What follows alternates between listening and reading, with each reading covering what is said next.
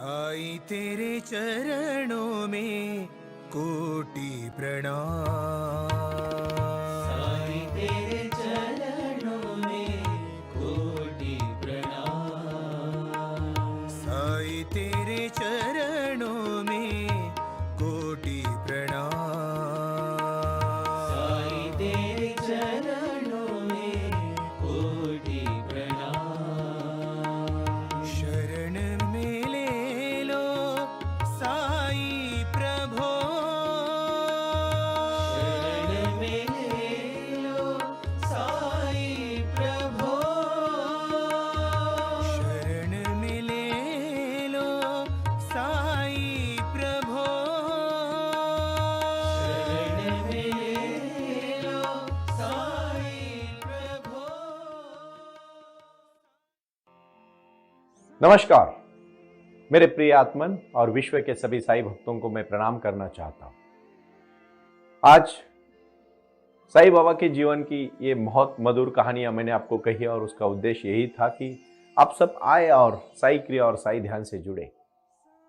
साई क्रिया और साई ध्यान का मतलब ही है हमारे जीवन में बदलाव लाना, और उस बदलाव लाने के लिए, कटिबद्धता के लिए और जीवन में क्रांति करने के लिए हमने साई वाणी को प्रारंभ किया। मैं बहुत विश्वास के साथ आप सबको आज यहाँ अनुग्रहित करना चाहता हूँ कि ये मेडिटेशन की क्रिया है और ये प्रारंभ जब हमने शुरू किया है ये पूरे विश्व में फैलाने के लिए, और एक साई के विचार, साई की साधना, साई का ध्यान, साई के हमें आशीर्वाद और हमारे जीवन में रोजमर्रा की जिंदगी में जो आने वाली समस्या है उसको हल करने के लिए और हमें कृपा प्राप्त करने के लिए हमने साई वाणी का ये प्रारंभ किया है।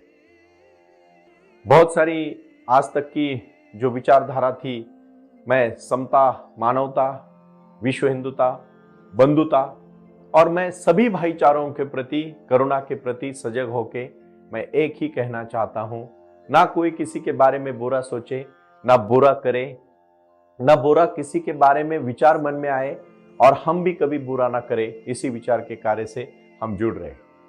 साई वाणी ये बहुत बड़ा परिवार बनते जा रहा है। अकेला चला था मैं, लोग आते गए और कारवा बनता गया। ऐसी बहुत सारी चीजें हुई कि जो जिंदगी में बदलाव लाने के लिए हम कटिबद्ध रहे। मैं साई वाणी से प्रारंभ करता हूं तो मुझे बड़ी खुशी होती है कि मैं आपके जीवन में क्रांति करने का, बदलाव लाने का और एक जीवन में सच्ची सोच लाने का प्रयास कर रहा हूं। जब तक अपने मन में अच्छे विचार नहीं आएंगे और भगवान के प्रति हम सजग नहीं होंगे, हम उस समय तक मेडिटेशन भी नहीं कर सकते। आज ही मेडिटेशन का सबसे बहुत और अहम अंग मैं कहने जा रहा हूं कि जो मैंने क्रिया डिजाइन की है, जो जिसको बाबा ने मुझे आशीर्वाद से कहा है, और जो मैं फिर से कहना चाहता हूं कि ये क्रिया ही आपके जीवन में ध्यान में उतरने की सबसे महत्वपूर्ण चीज है। साईं बाबा के जीवन का एक प्रसंग मैं आपको यहाँ कहना चाहता हूँ। हजारों करोड़ों लोग बाबा के पास उस समय भी आते थे और अपनी समस्या कहते थे। बाबा उनको एक ही बात बोलते थे, सत्य मार्ग पर चल। परमात्मा एक ही है, सबका मालिक एक, श्रद्धा और सबूरी। हर किसी को आज हड़बड़ी है, हड़बड़ी से कुछ नहीं होने वाला है। बड़ा हौसला रखोगे, लक्ष्य बड़ा रखोगे। बारिश के दिन है, इस दिन में बहुत सारे छोटे छोटे पेड़ उगते हैं, लेकिन वो सब पेड़ आम के पेड़ नहीं बनते। ये सब पेड़ किसी अपने जीवन में पीपल के पेड़ नहीं बनते कि जो पेड़ बनने में समय लगता है वो पेड़ का आयुर्मान भी ज्यादा होता है। कोई छोटे छोटे कार्य हाथ में लोगे तो छोटे छोटे कदम हो जाएंगे, बड़ा लक्ष्य पाओगे, एक एक कदम चलोगे, वहां तक पहुंच जाओगे। साई वाणी trust.org के माध्यम से जो ध्यान केंद्र की, जो मंदिर की स्थापना हमने की है, उस मंदिर के लिए आप सबका योगदान बहुत महत्वपूर्ण है। मैं आज तक बहुत विश्वास के साथ आप सब लोगों से जुड़ता हूं ना, तो मेरी एक ही प्रार्थना, एक ही मनीषा है, आप आओ, जुड़ो और राष्ट्र निर्माण के लिए काम करो कि जिससे रोटी, कपड़ा, मकान, शिक्षा और आरोग्य के प्रति मैं खुद कटिबद्ध हूं। मैं छोटी सी कहानी से शुरुआत करना चाहता हूं। ये कहानी आप ठीक से समझ लीजिएगा। ये कहानी अपने जीवन में बदल लाने के लिए कहानी है। बोधिसत्वा जब चीन में गए, ये गौतम बुद्ध के सबसे परम स्नेही और उनके बहुत अच्छे शिष्य थे। गौतम बुद्ध का निर्वाण होने के बाद बोधिसत्वा जब चीन गए तो लोगों ने पूछा, भारत तो ये परम भूमि है, ज्ञान की भूमि है, योग की भूमि है, ध्यान की भूमि है, फिर भी पूरे भारत में एक भी शिष्य बोधिसत्वा को नहीं मिला, इसलिए उनको चाइना जाना पड़ा। और जब चीन में चले गए तो वहां भी वो बहुत ढूंढते रहे। उन्होंने ज्ञानी देखे, उन्होंने ज्ञानी देखे, उन्होंने साइंटिस्ट देखे, उन्होंने साहित्यिक देखे, लेकिन वो आंख नहीं देख पाए जहां शांतता थी, समृद्धि थी, मेडिटेशन था, ध्यान था और एक समाधान था। साईं बाबा की बहुत सारे भक्त शिरडी आते हैं, बाबा का आशीर्वाद लेते हैं, घर घर में पूजा करते हैं। मुझे भी कितने सारे, हर दिन कम से कम मैं 200-300 भक्तों के साथ तो फोन पे ही बातचीत करता हूं। इतने सारे लोग जुड़ते हैं, लेकिन मैं याद आपको दिलाना चाहता हूं, ये बोधिसत्व की कहानी इसलिए महत्वपूर्ण है कि बोधिसत्व क्या ढूंढ रहे थे। और फिर उन्होंने पूरे चाइना में भी बहुत बार इधर उधर की, उन्होंने फिरिस्त की, लोगों में गए, बातचीत की लोगों से, लेकिन वो आंख नहीं मिली, वो इंसान नहीं मिला। फिर भी उन्होंने एक जगह पे रुके और वहां हर दिन शाम को 6 से 8 बजे वो लोगों को संबोधित करते थे, ज्ञान देते थे, बुद्धिज्म सिखाने का प्रयास करते थे। और जब वो बुद्धिज्म सिखा रहे थे तो बुद्धिज्म सिखाते समय उनको मन प्रसन्न नहीं था, क्योंकि उनको जो चाहिए था वो नहीं मिल रहा था। दिन ब दिन वो बूढ़े होते जा रहे थे। लेकिन वो क्या करते थे, उस जहां वो सभा में लोगों को संबोधित करते थे, लोगों की तरफ पीठ करते थे और ऑल की तरफ अपना मुंह करके 8 साल वो संबोधित करते रहे। 8 साल भी किसी ने नहीं पूछा कि गुरुदेव आप ऐसा क्यों करते हो।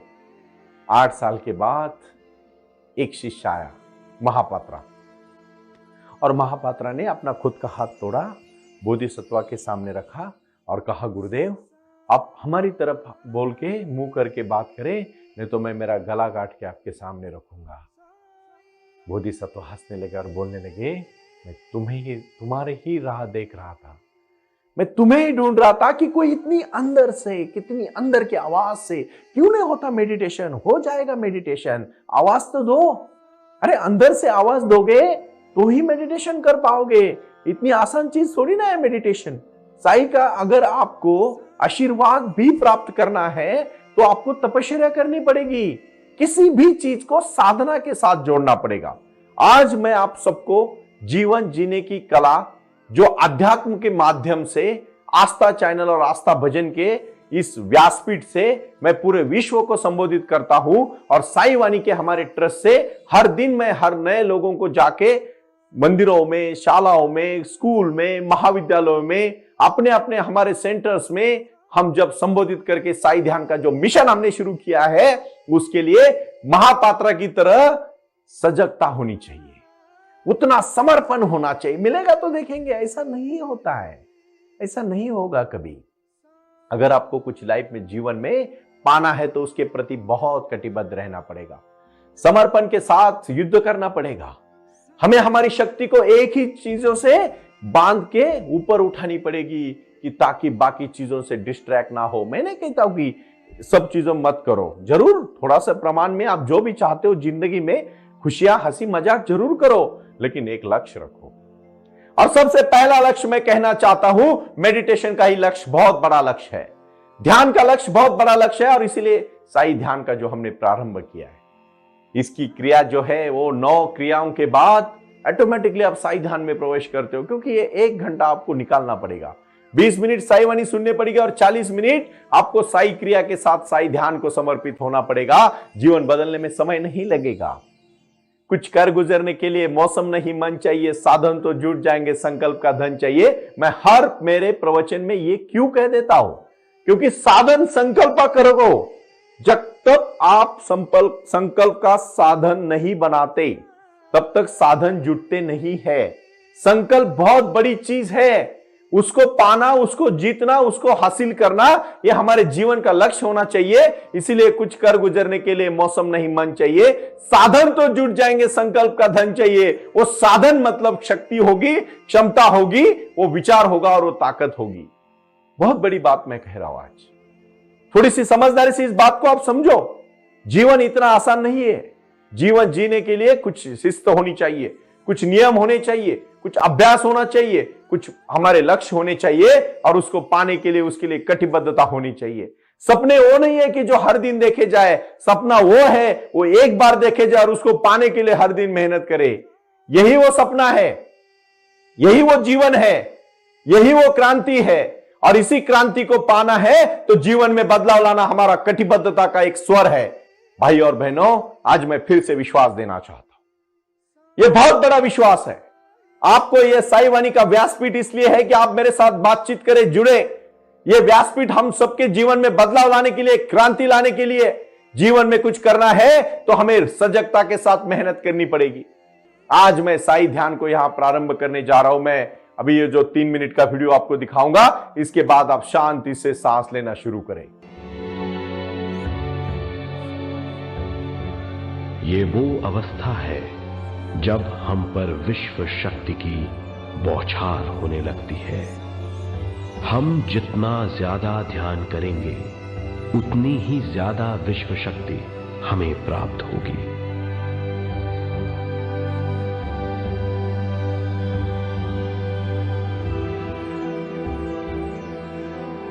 विश्व शक्ति प्राणमय शरीर की शक्ति में प्रवाह करती है। शक्ति से भरा हुआ शरीर प्राणमय कहलाता है।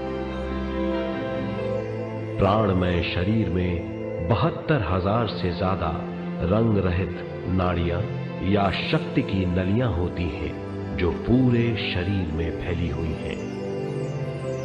शक्ति नलियां सिर के भाग से शुरू होती हैं। ये भाग ब्रह्मरंध्र कहलाता है। ये नलियां सारे शरीर में पेड़ की जड़ों और डालियों की तरह फैली हुई हैं। प्राणमय शरीर हमारे शरीर का विशेष आधार है। प्राणमय शरीर हमारे कार्य, यहां तक कि हमारे अस्तित्व का स्रोत है।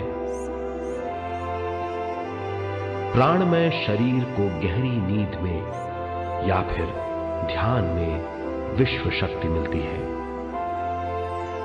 हम इस शक्ति का उपयोग अपनी सारी मानसिक और शारीरिक क्रियाओं में, जैसे देखना, बोलना, सुनना, सोचना और शारीरिक कार्यों में करते हैं। इन्हीं सारे कर्मों का आधार विश्व शक्ति है।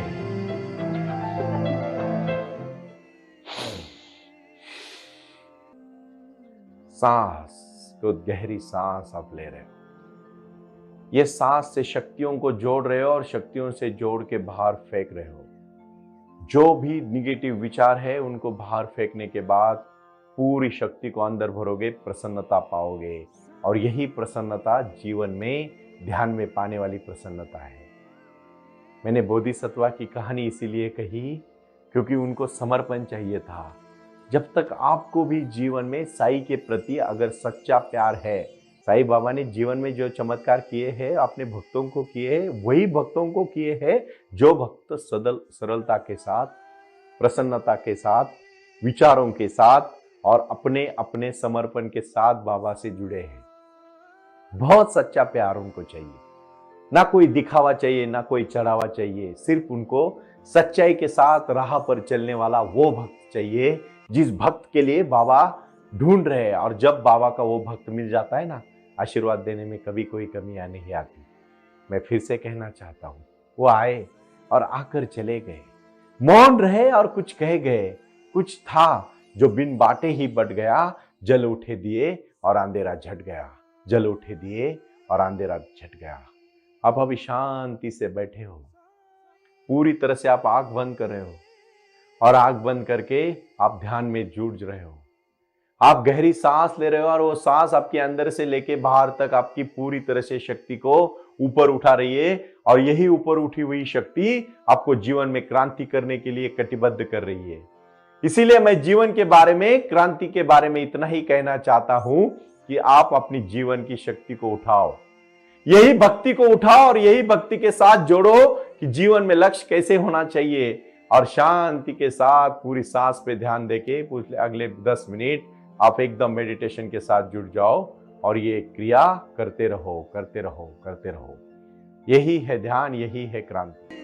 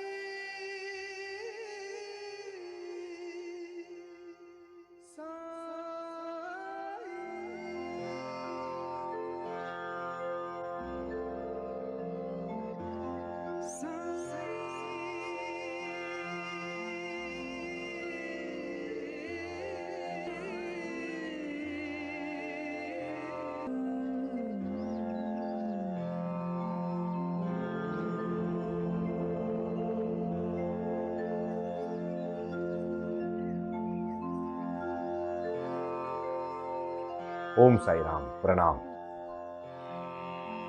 सा